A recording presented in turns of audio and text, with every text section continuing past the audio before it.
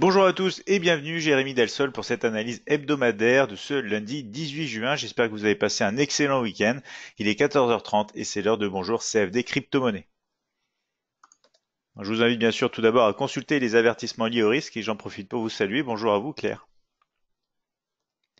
Donc, si vous avez des questions, bien sûr, n'hésitez pas au cours de cette analyse. On démarre rapidement avec l'actualité des crypto-monnaies. Côté européen, notamment en Slovénie, le paiement par crypto-monnaie va être expérimenté dans un centre commercial. Parmi les 500 boutiques présentes, donc près de 25 accepteront les devises numériques comme moyen de paiement. Au même moment, on a l'application Streamlabs, compatible notamment avec YouTube et Facebook, et qui permet à ses utilisateurs de faire des dons aux créateurs de contenu, qui a annoncé donc ajouter les crypto-monnaies aux moyens de paiement déjà en place. Dans un premier temps, seuls les bitcoins, l'Ether, le Litecoin et le Bitcoin Cash seront accessibles grâce à un partenariat avec Coinbase. Notamment la société ensuite Bitmain, leader mondial dans la fabrication de matériel de minage, qui serait parvenu à lever près de 400 millions de dollars. La nouvelle valorisation de l'entreprise est évaluée maintenant à 10 milliards de dollars. La société Bitmain donc devrait être introduite en bourse même en septembre prochain. Il paraîtrait enfin que 5% du minage de la crypto-monnaie Monero proviendrait de cybercriminels. En effet, les pirates informatiques exploiteraient les ordinateurs d'autres personnes afin d'utiliser leurs processeurs et ainsi miner et gagner de l'argent très rapidement. On va maintenant passer sur les supports et résistances des crypto-monnaies. Notre analyse hebdomadaire, on démarre bien sûr avec le Bitcoin, BTC, USD, CFD, des supports actuellement présents aux 6350, 6150 et 5720.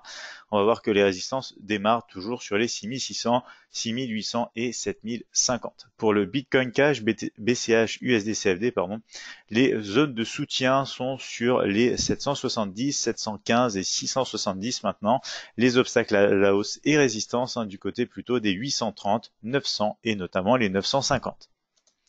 Pour l'Ethereum, le THUSD-CFD, le premier support est visible aux 490, suivi des 470 et des 440. Les résistances démarquent quant à elles sur les 515, 540 et 570. Pour le XRP USD-CFD du côté du Ripple, la crypto-monnaie donc, premier support 0,46 suivi des 0,4080 et des 0,3780. Les résistances et obstacles à la hausse démarreront maintenant sur les 0,51, 0,5330 et 0,55.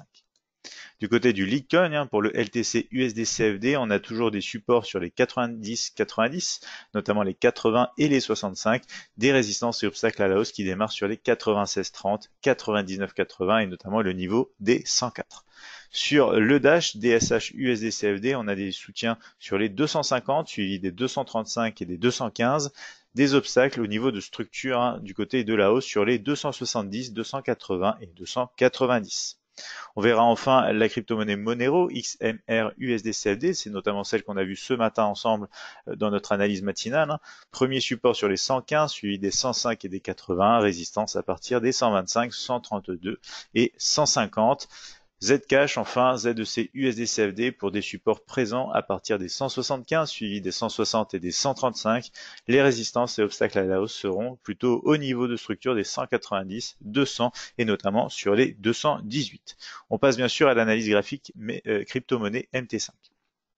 Donc on se retrouve sur la plateforme de trading et nous avons ici tout simplement le Bitcoin en graphique journalier, toujours dans sa tendance baissière depuis la cassure du triangle d'indécision, donc ici, et notamment avec la confirmation sous le niveau des 6600, cette résistance maintenant majeure sur un graphique journalier. Donc le mini terminal confirme cette tendance baissière, momentum négatif, force positive. On a bien sûr les moyennes mobiles qui confirment ici. Je vous rappelle que c'est moyennes mobiles 50 et 20 périodes exponentielle. Donc en graphique maintenant H4, on va se retrouver avec un peu plus de détails, notamment des négociations pour l'instant un petit peu stockées entre les 6600, niveau majeur bien sûr de résistance, et le niveau des 6350 ici en support, qui retient pour le moment la progression à la baisse justement sur le prochain support des 6150. Le contexte H4 est aussi baissier, momentum négatif, force positive, et des moyennes mobiles toujours en configuration baissière, notamment vous le retrouvez ici, la moyenne exponentielle 20 périodes qui retient, vous vous le voyez, on rebondit à chaque fois dessus, la progression à la hausse, hein. On n'arrive pas à casser cette moyenne mobile concrètement pour le moment. Sur un graphique horaire maintenant, on s'aperçoit tout simplement qu'on est maintenant dans un triangle d'indécision. On va devoir sortir par le haut ou par le bas. On va rajouter les derniers points hauts et bas et vous voyez bien les derniers points bas qui correspondent ici avec à la fois la partie basse du triangle d'indécision, le niveau des 6350 et ici les derniers points bas, donc soit pour une réaction, un rejet pour aller déjà tester les derniers points hauts et ensuite la résistance, hein, soit pour finir par casser et sortir de ce triangle d'indécision à la baisse dans le cadre de la tendance de fond en direction des 6150. Bien sûr, le scénario plutôt favori étant donné le contexte baissier sur cette crypto-monnaie ici. On va maintenant passer sur le Bitcoin Cash, BCH-USD CFD, hein, toujours en poursuite de la baisse, suite à la cassure aussi de la zone majeure des 900 ici, dans un contexte baissier en moyenne mobile à la baisse, et un mini terminal qui confirme tout cela, sauf une force ici qui est plutôt positive. On va voir sur un graphique H4 nos niveaux de structure. Pour l'instant, on est dans le développement toujours ici d'un scénario plutôt baissier depuis la cassure justement du niveau majeur, hein, ici des 900 anciennement support qui devient maintenant résistance, hein, et notamment dans le cadre des moyennes mobiles toujours à la baisse, un mini terminal qui le confirme sur du H4. On va aller voir en graphique horaire. Et en graphique horaire, on s'aperçoit ici aussi, hein, qu'on était donc dans un triangle d'indécision. Donc qui est en train d'être cassé à la baisse. Je vais mettre les derniers points hauts et bas. On casse aussi ici, vous le voyez, les derniers points bas, le tout sous la zone de support qui était donc support intermédiaire, les 830, qui devient maintenant normalement résistance intermédiaire puisqu'on l'a cassé. Donc plusieurs éléments qui nous laissent croire qu'on peut avoir une poursuite ici tout simplement de la baisse ici depuis ce niveau qui a été cassé. Maintenant, on revient tester peut-être dans un retracement avant un rebond, bien sûr, le niveau, et ensuite, pourquoi pas, se diriger sur les 770, étant donné la tendance de fond. On passe maintenant à l'Ethereum, hein, l'ETH USD CFD, toujours le même principe, hein, des marché en tendance baissière, momentum négatif, force positive, ici sous des niveaux majeurs de structure journalière.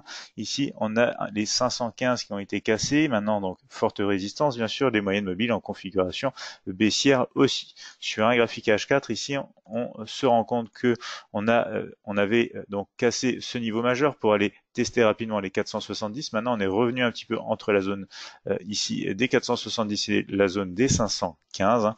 On va ajuster ça, mais vous allez voir sur un graphique horaire, on est aussi dans un triangle d'indécision. Le marché ici en H4 est aussi baissier avec donc le nuage des moyennes mobiles, hein, ici qui poursuit à la baisse. Donc justement ici sur un graphique horaire, on s'aperçoit donc qu'on est en négociation dans un triangle d'indécision. Donc on va pouvoir ajuster nos scénarios, plutôt baissier en dessous, plutôt haussier au-dessus. Hein. Voilà, comme ceci. Je vais juste corriger un petit peu la flèche, voilà, comme ceci. On va rajouter les derniers points hauts et bas, ici, donc outil du mini terminal. Vous voyez bien, on attendrait confirmation entre cette oblique, les derniers points bas ou notamment les derniers points hauts, cette oblique aussi, le tout autour du niveau des 490 pour un scénario soit de poursuite de la baisse, hein, étant donné la tendance de fond bien sûr sur les cryptos en direction des 470, soit un mouvement pour un test à nouveau de la résistance majeure des 515. On va favoriser bien sûr la poursuite de la baisse étant donné la tendance de fond, mais vous le savez bien, les marchés donc font bien sûr ce qu'ils veulent, on a juste à suivre et à interpréter ces mouvements. On passe maintenant sur le Ripple XRP USD CFD, ici aussi en cassure, hein, sous un niveau majeur, ici c'est les 0,5550 et notamment donc après la cassure du triangle d'indécision. On a de la poursuite à la baisse sur les moyennes mobiles qui confirment la tendance baissière, le mini terminal aussi en rouge sur le momentum et la tendance tandis que la force est positive. On passe maintenant sur un graphique H4. On va retrouver donc des niveaux de structure et notamment ici le test des 0,51. On n'a pas réussi à casser cette oblique à la hausse qui correspond à peu près à la moyenne mobile exponentielle 20 période aussi. Et du coup, on est pour l'instant en train d'avoir ce type de scénario qui apparaît bien sûr poursuite sous le niveau des 0,51. Alors vous allez voir, je l'ai mis en résistance parce que on l'a déjà cassé sous des niveaux sur des bougies horaires. Donc tendance baissière aussi sur du H4 bien sûr. Et voilà, ici on est déjà sous le niveau. On revient tester juste sur la dernière bougie, bien sûr les 0,51, mais en tant maintenant que résistance. On est sorti de ce triangle d'indécision suite notamment au rebond sur le niveau intermédiaire des 0,5330. Donc ici c'est plutôt un scénario de poursuite à la baisse qui est favorisé sur les 0,46 en direction du moins des 0,46. Et si jamais on recasse donc à la hausse à la fois le nuage des moyennes mobiles et cette oblique, on pourrait déjà aller tester les 0,53 30 avant peut-être ici un petit peu plus haut la résistance majeure avec les 0,5550 si la tendance de fond n'est pas respectée. On passe maintenant au Lycon, le LTC USD CFD, ici en cassure d'un niveau majeur aussi sur les 110, en tendance baissière sur les moyennes mobiles et notamment le mini terminal avec un momentum négatif, une force positive. Sur un graphique H4 maintenant, on retrouve donc des niveaux de structure. On est toujours maintenant donc entre le niveau tout simplement ici de résistance des 99,80 et le support des 90,90. On va retrouver bien sûr plus de détails sur un graphique horaire, mais le graphique H4 est déjà en confirmation d'une tendance baissière, momentum négatif, force positive, le tout sous la moyenne mobile exponentielle 20 périodes. Donc voilà, ici on est aussi dans un triangle d'indécision, depuis le rejet notamment ici des 96,30, zone intermédiaire. On commence à casser timidement le triangle à la baisse, mais il faudrait bien sûr plus ample confirmation sous les 90,99. Et par contre, bien sûr, si on repasse un petit peu au-dessus du triangle d'indécision, on peut déjà aller passer voilà comme ceci au final un petit peu au-dessus des 96,30 pour aller tester les 99,30. Mais étant donné bien sûr le contexte fortement baissier que vous avez vu maintenant sur les crypto-monnaies aujourd'hui, on est plutôt en favori d'une poursuite à la baisse comme ceci dans une tendance baissière.